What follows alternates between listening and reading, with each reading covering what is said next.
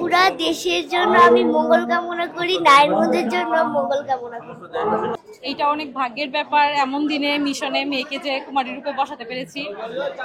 সকলের মঙ্গল কামনার্থে আর দেশবাসী, আমার নারায়ণগঞ্জবাসী সবার জন্য মঙ্গল কামনা।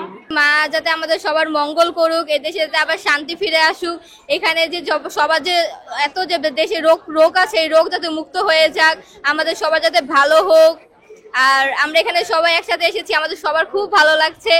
বসুন্ধরা টিস্যু, অশুদ্ধতার বিরুদ্ধে এক বিন্দুও ছাড় নয়। পুরো ফ্যামিলি আমরা একসাথে প্রত্যেকবার এই কুমারী পূজা আমরা একসাথে অঞ্জলি নেই, এইবারও নিচ্ছি, আমার খুব ভালো লাগছে।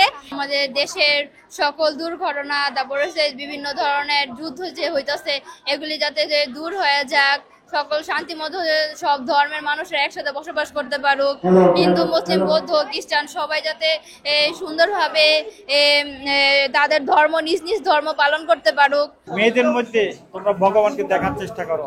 যে দেশে, যে সমাজে, যে পরিবারে মেয়েরা শান্তিতে নাই, ওই পরিবার, ও রাষ্ট্র, ওই দেশ শান্তিতে থাকতে পারবে না। এই জন্য মেয়েদেরকে শ্রদ্ধা জানানোর জন্য এই কুমারী পূজার আয়োজন। একটা খুব ছোট শিশু, তাকে পূজা করা হয়, যার কোনো মান অভিমান নাই, সে নিজে মেয়ে এটাই বুঝে না, এরকম অজাত পুষ্প বালিকাকে পূজা করা হয়। স্বামী বিবেকানন্দ 1901 সালে এই কুমারী পূজা প্রচলন করেছিলেন।